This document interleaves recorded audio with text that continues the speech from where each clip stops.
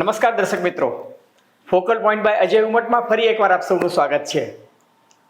લ્યો બોલો, હવે ભારતીય જનતા પાર્ટીની સરકારમાં એમના જ એક સિનિયર કેબિનેટ મંત્રી નીતિન ગડકરી કે જે માર્ગ પરિવહનનું આટલું મોટું ખાતું સંભાળે છે અને ભારતીય જનતા પાર્ટીની કેબિનેટમાં સૌથી કદાવર નેતાઓમાં એમની ગણના થાય છે. પ્રથમ પંક્તિના એક મંત્રી છે એ નીતિન ગડકરીએ એક પત્ર લખીને નાણામંત્રી નિર્મલા સીતારામનને વિનંતી કરી છે કે લાઈફ ઇન્સ્યોરન્સ અને હેલ્થ ઇન્સ્યોરન્સ એટલે કે મેડિક્લેમ છે, લાઈફ ઇન્સ્યોરન્સની પોલિસીસ છે, આ બધી જે પોલિસીસ પર સરકાર જે 18% જીએસટી લે છે એ રદ કરવો જોઈએ. હવે મોદી સરકારમાં આટલા સિનિયર મિનિસ્ટર કે જે સંસદમાં બાજુમાં બેસે છે એ વ્યક્તિગત રજૂઆત કરતા નથી, પરંતુ પત્ર લેટર બોમ્બ દ્વારા કેમ મોકલે છે, અને એ પણ પાછો પત્રકારોને અને ટીવી ચેનલોને અને પોર્ટલ પર લીક શા માટે થાય છે? નંબર 1. નંબર 2, શું નીતિન ગડકરીના કહેવાથી નિર્મલા સીતારામન જીએસટી ઘટાડશે? જીએસટી ઘટાડવાની સત્તા નિર્મલા સીતારામન પાસે છે ખરી? અને એથી પણ મહત્વની વાત છે કે ભારતીય જનતા પાર્ટીના બીજા સંખ્યાબંધ સાંસદોએ ઇન્ડેક્સેશન ટેક્સ ઘટાડવાની પણ વાત કરી છે.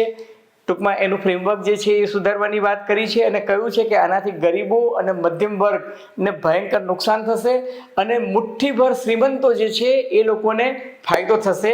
એ લોકોએ એવી પણ વિનંતી કરી છે કે એજ્યુકેશન પર જે 18% જીએસટી લેવાઈ રહ્યો છે એમાં પણ ઘટાડો કરવો જોઈએ. આ તમામ વસ્તુઓની રાહત બજેટ સત્રમાં નિર્મલા સીતારામન આપશે કે કેમ, એ અંગે આજે આપણે ચર્ચા કરીશું ફોકલ પોઈન્ટ બાય અજય ઉમટમાં. પરંતુ એ પહેલાં મારી આપ સૌને નમ્ર વિનંતી છે કે જો તમને ફોકલ પોઈન્ટ બાય અજય ઉમટનો આ એપિસોડ ગમે તો મહેરબાની કરીને એને લાઇક કરજો, શેર કરજો, સબસ્ક્રાઇબ કરજો, જેથી અમે તમને નોટિફિકેશન સબસ્ક્રિપ્શન વિના મૂલ્યે લેશો તો તમને નોટિફિકેશન બીજા નવા એપિસોડ્સના મળતા રહેશે.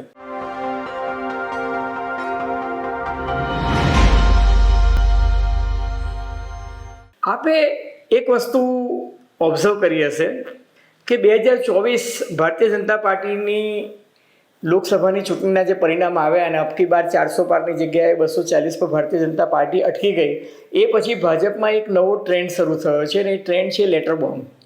હવે એ લેટર બોમ્બ એવું નથી કે આજે નીતિન ગડકરીએ નિર્મલા સીતારામને લખ્યો હોય. ગુજરાતમાં પણ તમે જોયું હશે કે ધારાસભ્યો જે છે એ મુખ્યમંત્રીને પત્ર લખે છે અને મુખ્યમંત્રીને પત્ર મળે અને મુખ્યમંત્રી વાંચીને એના પર એક્શન લે એ પહેલાં તો છાપાઓમાં છપાઈ જાય છે કે ધારાસભ્યએ મુખ્યમંત્રીને પત્ર લખ્યો.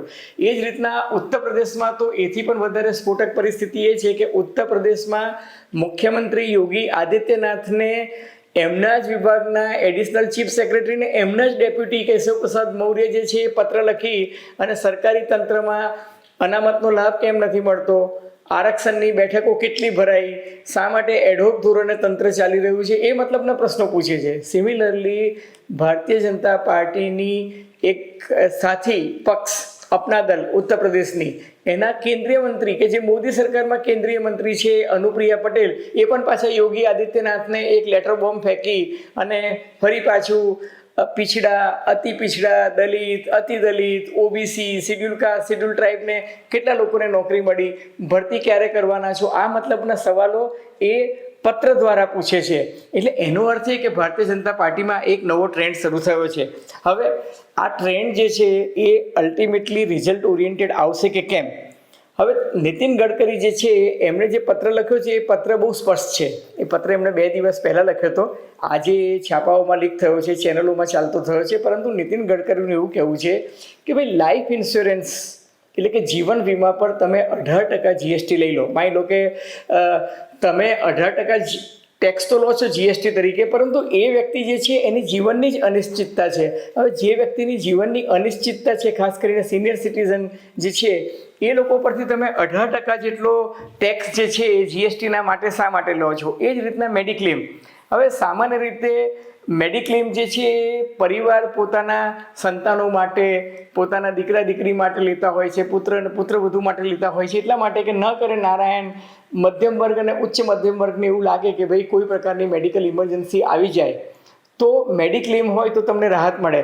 હવે એ મેડિક્લેમ જે છે એમાં પણ તમે 18% જીએસટી લો છો, તો એના કારણે હકીકત એ છે, ગડકરીએ તર્ક સાથે સમજાવ્યું છે કે એના કારણે આ જે 18% જીએસટી આવ્યો છે ને એના કારણે પોલિસીસની સંખ્યા વધી નથી, સરકારની આવક ચોક્કસ વધી છે, પરંતુ પોલિસીની સંખ્યા વધી નથી.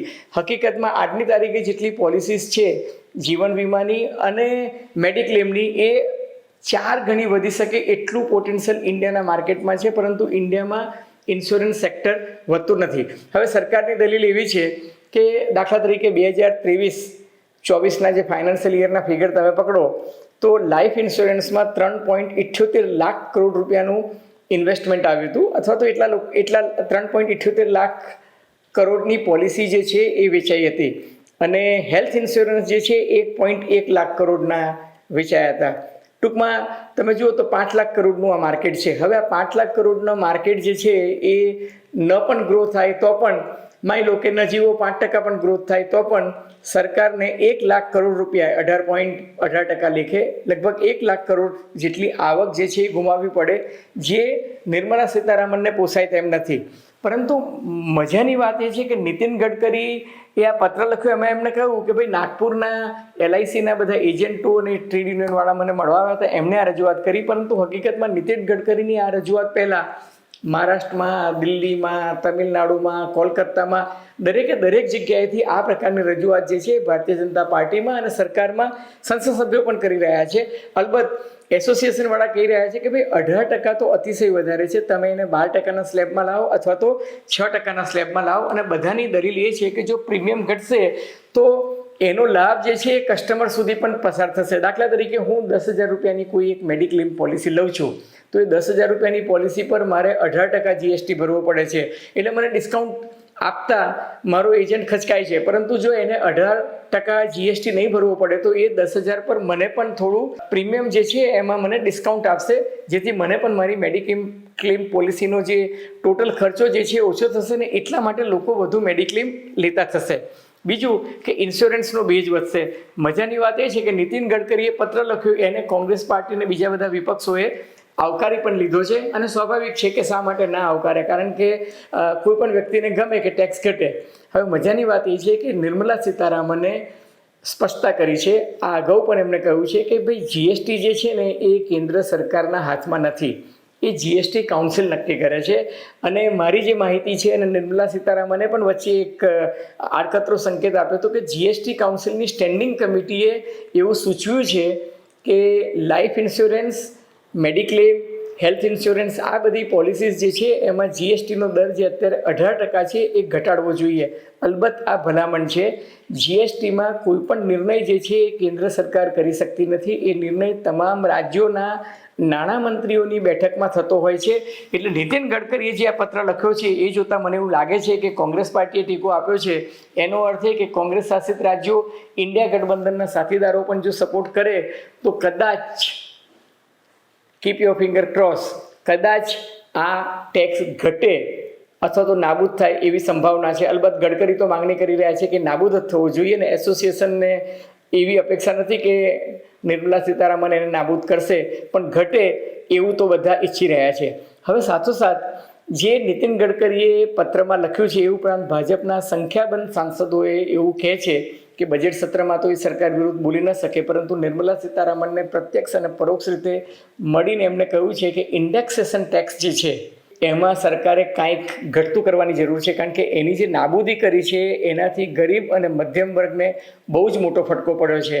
એક વસ્તુ સમજો કે ગરીબ અને મધ્યમ વર્ગની વ્યક્તિ જે છે એ પોતાના દીકરાને વિદેશ ભણાવવા માટે, અથવા તો દીકરાના ઉચ્ચ અભ્યાસ માટે, અથવા તો દીકરીના લગ્ન માટે, અથવા તો પોતાની મરણ મૂડી તરીકે, અથવા તો નિવૃત્તિ વખતે પોતે કોઈ કંઈક સંપત્તિ લીધી હોય તો એને વેચીને એના વ્યાજમાંથી બાકીની જિંદગી બસર કરવાનું વિચારતી હોય છે. હવે એ વસ્તુ પર તમે જો 12.5%નો ટેક્સ નાખી દો તો સ્થિતિ શું થાય, હું તમને એક ઉદાહરણ આપું. દાખલા તરીકે કોઈ એક વ્યક્તિએ 2001માં 20 લાખ રૂપિયાનો એક ફ્લેટ લીધો, આજે એની કિંમત 72 લાખ જો થાય અને 72 લાખ રૂપિયામાં જો એ વેચવા માંગે તો અગાઉના જે કર માળખું જે હતું એમાં 3.63 ટાઈમ્સ એટલે કે 3.63 ગણું જો તમારું એપ્રિસિએશન થયું હોય તો તમારે ઇન્ડેક્સેશન ટેક્સ પ્રમાણે 0 પેમેન્ટ કરવું પડે. એટલે 20 લાખનો ફ્લેટ જે મેં 2001માં ખરીદ્યો હતો, જે હું 2024માં વેચું તો 72 લાખ રૂપિયામાં વેચું ત્યાં સુધી મને 0% ટેક્સ ભરવો પડે. પરંતુ હવે જે નવો કાયદો નિર્મલા સીતારામન મેડમ લાવ્યા છે એ પ્રમાણે 2001 પછીનો મેં ખરીદેલો ફ્લેટ 20 લાખ રૂપિયાનો હોય અને આજે જો હું એને 72 લાખ રૂપિયામાં વેચવા જાઉં તો 72 માઇનસ 20 લાખ એટલે કે 52 લાખ રૂપિયા ઉપર મારે 52.5% એટલે લગભગ 7 લાખ રૂપિયાનો ટેક્સ ભરવો પડે. હવે આ વાત જે છે ને એ ગરીબ અને મધ્યમ વર્ગને ખૂંચે એવી છે. અલબત્ત માલિતુજાર વર્ગ જે છે એને ફાયદો થશે. દાખલા તરીકે ગરીબ અને મધ્યમ વર્ગની વ્યક્તિ જે છે એ નિકોલમાં કે નરોડામાં કે જેને કહી શકાય ને કે લોઅર સોસાયટી અથવા તો મધ્યમ વર્ગમાં અથવા તો નિમ્ન મધ્યમ વર્ગમાં એ લોકો એ જ વિસ્તારમાં ખરીદશે.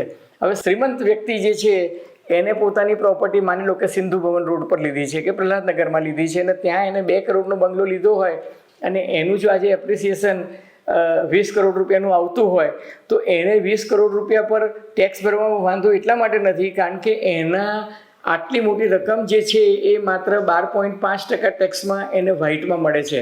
દાખલા તરીકે 20 કરોડ રૂપિયા પર એ 18 કરોડ રૂપિયા પર એ 12.5% ટેક્સ ભરી દેશે પરંતુ એની બાકીની રકમ જે છે એ વ્હાઇટ થઈ જાય છે.